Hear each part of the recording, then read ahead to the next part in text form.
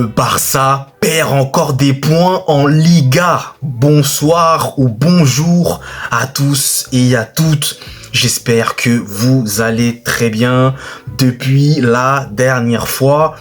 Écoutez, moi de mon côté, ça va très bien puisqu'aujourd'hui, je vais vous débriefer le nouveau match nul et la nouvelle contre-performance du FC Barcelone sur la pelouse du Getafe. Score final, 1 but partout, donc restez branchés. Et avant de poursuivre, vous le savez, comme à mon habitude, n'hésitez pas à vous abonner, à liker, à partager et à commenter. Merci à vous de votre soutien, ça me fait toujours hyper et autant plaisir.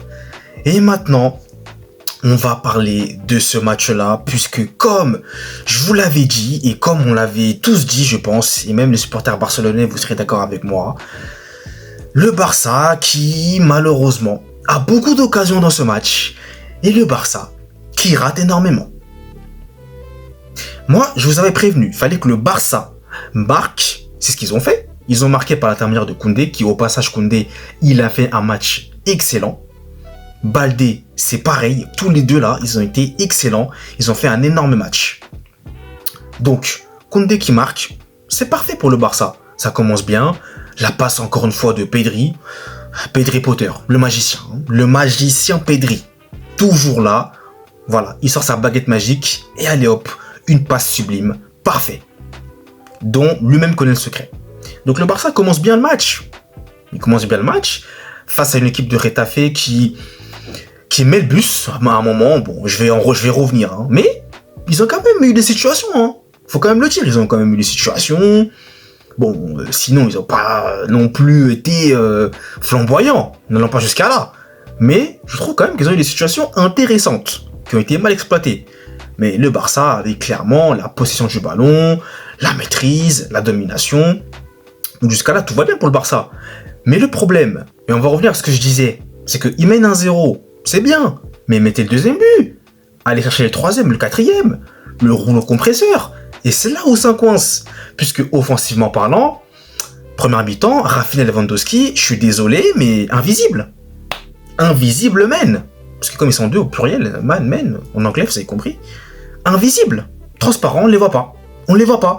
Et c'est clair que face à un bloc aussi bas que Getafe, qui met quand même le bus, c'est pas non plus évident. On va pas se mentir. Faut aussi le dire, faut aussi le souligner. Maintenant, là, pour moi, c'était beaucoup trop... on les voyait pas, quoi.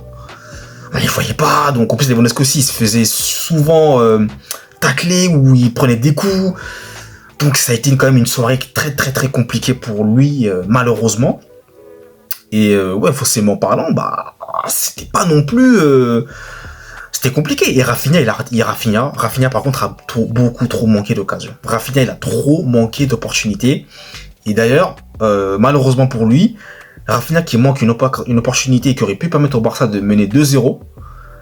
Peu de temps après plutôt, Getafe marque. Donc c'est là où je vous dis à chaque fois que faut pas avoir de regrets quand vous ratez des occasions parce qu'ensuite l'équipe d'en face peut marquer. Et ça c'est encore une fois produit. C'est encore une fois les mêmes choses en fait qui reviennent avec le Barça. En Liga, cette saison du moins, depuis quelques matchs. Ils ont du mal à être efficaces, à tuer. Ils n'arrivent pas à tuer. Je sais pas, qu'est-ce que c'est que ce manque d'efficacité en Liga pour le Barça cette saison, mais c'est quand même assez étrange quand même de manquer autant d'efficacité. Donc ensuite, Getafe qui eux ont marqué, moi je pense qu'ils cherchaient ne serait-ce qu'un petit point. Hein. Voilà. Donc ensuite, deuxième mi-temps, le Barça va pousser fort et en face, Getafe va mettre le bus. Getafe va mettre le bus. Ils vont mettre le bus. Ils vont défendre à 1500 dans leur zone dans leur zone de terrain, limite dans la surface de réparation du gardien. Ils seront 1500 dans la surface. Ils mettent le bus, le camion. Voilà, ils mettent le camion bien chargé et le Barça, voilà, essaye de pousser. Mais malheureusement, la dernière passe, elle est pas bonne. À chaque fois interceptée ou voilà. Donc ça pousse et ça a des occasions. Rafinha encore une fois qui a des occasions et Rafinha qui rate. Rafinha qui rate. J'ai en tête même une énorme occasion sur une belle passe de Lamine Yamal, d'ailleurs, que j'ai trouvé plutôt pas mal dans ce match-là. C'était pas non plus le meilleur Lamine Yamal pour ma part, mais c'était pas non plus mauvais, quoi. J'ai trouvé plutôt géré entre les deux. Voilà, il a fait ce qu'il a pu. Pour moi, il a fait ce qu'il a pu. Il y avait quand même de l'envie. Il a essayé de provoquer, de ramener du danger. Donc, je tiens quand même à le dire. Et donc, pour revenir sur ce que je disais, Rafinha avait une énorme occasion tout seul. Et même ça, malheureusement, il n'arrive pas à marquer. C'était même, je crois, en fin de match. Si je me trompe pas, ouais, c'était en fin de match. Donc, malheureusement, c'est dur au niveau de l'efficacité. Après, il y a les changements qui s'opèrent. Côté Barça, De Jong qui rentre, Daniel Mo qui rentre, Ferran Torres qui rentre. Pour ma part, j'ai bien aimé l'entrée de Frenkie de Jong, qui a d'ailleurs même mis une bonne frappe, qui aurait bien failli faire mouche dans les buts du gardien de Retafe. Ça aurait bien failli être un but, ça. Donc, De Jong était intéressant. Après, Daniel Mo, c'était pas si mal, mais je me dis qu'il pouvait plus apporter encore, voilà, de son niveau. Malheureusement, bon, je suis resté un peu sur ma faim avec Daniel Mo. Et Ferran Torres, il est rentré, mais il n'a pas apporté ce qu'il devait apporter. Donc voilà. Mais sinon, ensuite, moi, comme je vous l'avais déjà prévenu, Ismaël, là, le joueur qui est rentré, là, de Retafe, lui, il avait qu'un seul objectif, déstabiliser mentalement et provoquer les joueurs du Barça. Ça a commencé avec Baldé qui s'est laissé avoir, voilà, il s'est laissé avoir. Ensuite, Rafinha, donc voilà, et ça part en dispute, ça part en... Voilà, ça devient compliqué, ça devient le bordel, c'est pas possible. Et voilà, c'était prévu ça, hein, qu'ils allaient le faire à un moment donné. Hein. Mais par contre, c'est clair que Retafe, c'est une équipe qui t'énerve parce qu'ils cassent le rythme, ils tombent comme des mouches, alors qu'il n'y a rien. Ils font parfois des simulations qui te frustrent. Et je comprends vraiment les supporters du Barça et le Barça sur ce match-là. Je vous comprends vraiment parce que moi, ça me énerve, mais à un point, vous pouvez pas savoir. C'est énormément frustrant. Donc là-dessus, je suis totalement avec vous.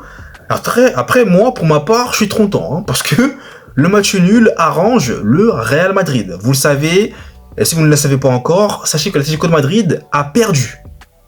Et le Barça a fait match nul. Donc la porte est grandement ouverte pour le Real Madrid. Mais comme vous le savez, je ne préfère pas m'avancer avec eux parce qu'on ne sait jamais. Je ne parlerai pas. Rendez-vous demain à 16h15 pour le Real. Mais là, on va rester sur le Barça et je vais terminer là-dessus.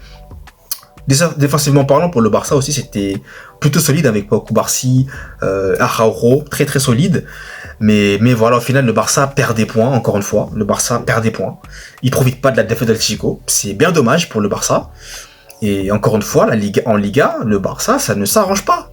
Ça ne s'arrange pas du tout. C'est encore une fois, on reste sur ce qui s'est passé fin 2024, quoi. Et il y a même un moment donné, le Retafe a même bien failli marquer, hein. Oui, je le dis comme ça, mais c'est une réalité. Ils ont bien failli marquer. Mais bon, voilà. Mais sinon, le Barça ne profite pas et c'est dommage. Le Barça perd des points. Le Barça perd des points. Et c'est vraiment, vraiment, vraiment dommage pour eux. Donc, dites-moi vous dans les commentaires ce que vous avez pensé de ce match du Barça. Et puis, bon, ne perdez pas espoir, hein, les supporters barcelonais. La Liga n'est pas encore finie, vous le savez.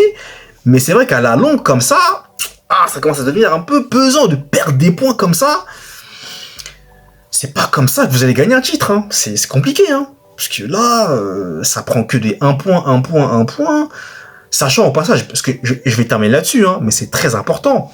Et Yanis l'a souligné à juste titre de la chaîne L'Immigré Parisien, c'est que Bilbao, là, ils peuvent revenir à égalité avec le Barça hein, en cas de victoire. Hein. Faut faire très attention. Attention, ça revient très fort derrière aussi. Hein. Moi, je dis ça, je dis rien. Bien, à présent, ce débrief est terminé. Merci à vous de l'avoir suivi en intégralité. Et moi, comme vous le savez, on se retrouve très très très vite pour de nouvelles vidéos. D'ici là, passez une très bonne fin de soirée ou journée. Allez, peace!